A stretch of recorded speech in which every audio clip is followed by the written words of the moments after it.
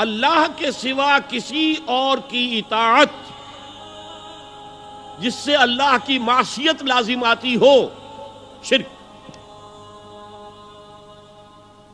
لا طاعت لمخلوق فی معصیت الخالق، مخلوق میں سے کسی کی اطاعت نہیں ہوگی یہ اس معاملے میں جس میں خالق کی معصیت لازم آ رہی ہے۔ ہاں، خالق کے احکام کے اندر والدین کا حکم بھی مانو، اطاعت کرو،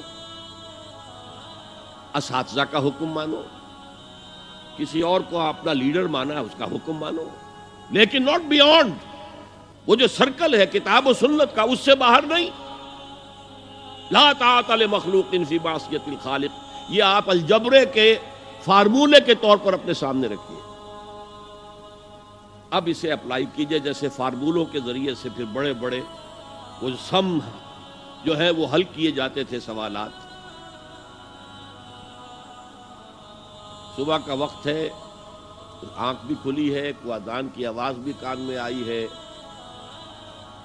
آپ کا نفس کہتا ہے ابھی سو جی۔ آپ نے اپنی چادر یا کمبل کو درست کیا اور کروٹ لی اور سو گئے۔ یہ کیا ہے؟ آپ نے کس کا حکم پیچھے پھینکا اور کس کا حکم مانا؟ اللہ کے حکم کو پیچھے پھینک دیا، نفس کے حکم کو آگے رکھا۔ یہ شرک،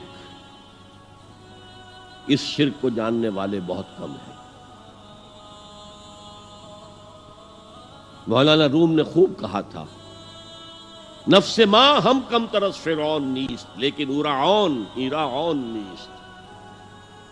میرا نفس بھی فرعون سے کم نہیں ہے۔ فرعون نے کہا تھا نا، الیس لی ملک مصر وہذہ الانہار تجری من تحتی، کیا اس ملک مصر کی حکومت میری نہیں ہے؟ اور سارا جو یہ آب پاشی کا نظام ہے، انہار کا نظام ہے، وہ میرے کنٹرول میں نہیں ہے؟ جس کا چاہوں موگا کھلا رکھوں، جس کا چاہوں بند کر دوں۔ یہ تھا خدائی کا دعویٰ، انا ربکم الاعلی۔ تو مولانا روم کہتے ہیں میرا نفس بھی اس سے کمتر نہیں ہے۔ وہ کہتا یہ جسم میرا ہے، اس پر میرا حکم چلے گا، میں نہیں جانتا کون اللہ کون رسول، کیا حرام کیا حلال۔ تو فرعون سے کم تو نہیں ہے میرا نفس، لیکن ایراعون اس کی بہت مدد تھی، فوج تھی، لاؤ لشکر تھا، تو اس نے زبان سے بھی کہہ دیا کھل کر انا ربکم الاعلی۔ میں مسکین ہوں، غریب ہوں، میرے پاس کوئی طاقت نہیں ہے، میں زبان سے تو کچھ نہیں کہہ سکتا، اندر سے میرا نفس یہی کہتا۔ یہ نفس کی حکومت قرآن کہتا ہے، میں حیران ہوتا ہوں، دو جگہ یہ مضمون آیا ہے، ارأیت من اتخذ الہہ ہواہ افانت تکون علیہ وکیلا۔ اے نبی تم نے دیکھا اس شخص کو، اس کے حال پر غور کیا جس نے اپنی خواہش نفس کو اپنا الہ بنا لیا ہے۔ اللہ اکبر، الہ، لا الہ الا اللہ، کلمہ توحید کا مرکزی لفظ یہاں آ رہا ہے، من اتخذ الہہ ہواہ، جس نے اپنی خواہش نفس کو اپنا معبود بنا لیا، الہ بنا لیا۔ افانت تکون علیہ وکیلا، کیا آپ ایسے شخص کی کوئی ذمہ داری لے سکتے ہیں؟ سود حرام ہوا کرے جی، حرام ورام، ہمارا دھندا جو ہے وہ آگے بڑھ نہیں سکتا۔ تو اللہ کے حکم کو پیچھے ڈالا، نفس کے تقاضے کو آگے رکھا۔ کون معبود ہے آپ کا؟ نام عبداللہ رکھیے، نام عبد الرحمن رکھیے، ہے عبد النفس، نفس کے بندے، نفس کے غلام۔ یہ میں نے یوں سمجھئے کہ جیسے میں نے ہجرت اور جہاد کی ڈیفینیشنز کی تھی۔ ہجرت کا بیس کیا ہے؟ پوچھا گیا ایو الہجرت افضل یا رسول اللہ، اے اللہ کے رسول بتائیے سب سے اعلیٰ ہجرت کون سی ہے، افضل؟ فرمایا ان تہجر ما کرہ ربک، ہر اس چیز کو چھوڑ دو جو تمہارے رب کو پسند نہیں۔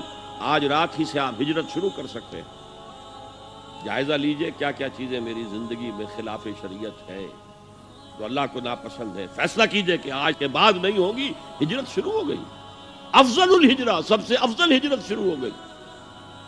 لیکن ٹاپ پر لے جائیے تو یہ ہجرت جب اللہ کے دین کو قائم کرنے کی جدوجہد اس مرحلے پر آ جائے کہ اب باطل کے ساتھ ٹکراؤ ہے اور اب چاہیے کہ ساری قوت ایک مرکز پر جمع ہو جائے، ہجرت فرض کر دی گئی، وہ ہجرت گھر بار چھوڑ کر، اہل و عیال کو چھوڑ کر، اور مکے کے بھیڑیوں کے رحم و کرم پر چھوڑ کر اپنے گھر والوں کو جو لوگ ہجرت کر کے آئے، حکم تھا۔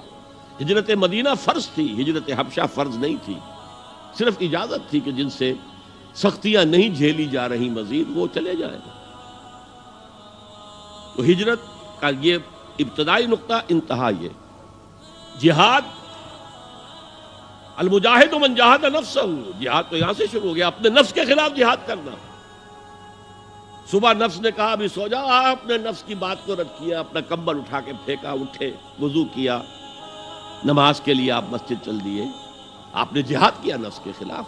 یہ افضل الجہاد ہے، اور سب سے چوٹی اوپر یہ ہے کہ جب وہ حق و باطل کی جنگ ہو تو جان ہتھیلی پر رکھ کر میدان میں حاضر ہو جاؤ۔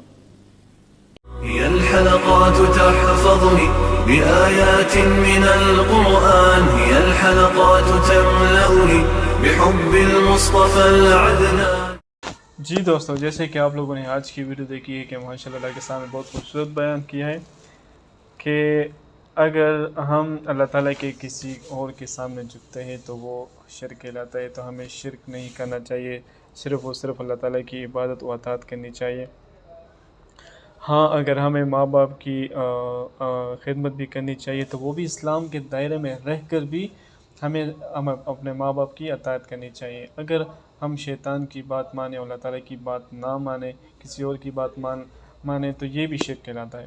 تو دوستو، امید کرتا ہوں کہ ویڈیو آپ لوگوں کو پسند آئی ہوگی، آپ لوگوں نے کچھ سیکھا ہوگا۔ اگر کچھ سیکھا ہو تو اس پر عمل کریں تو انشاءاللہ زندگی آسان ہو جائے گی۔ تو دوستو، اگر ویڈیو آپ لوگوں کو پسند آئی ہو تو ہمارے چینل کو لائک کریں، سبسکرائب کریں، زیادہ سے زیادہ شیئر کریں۔ شکریہ۔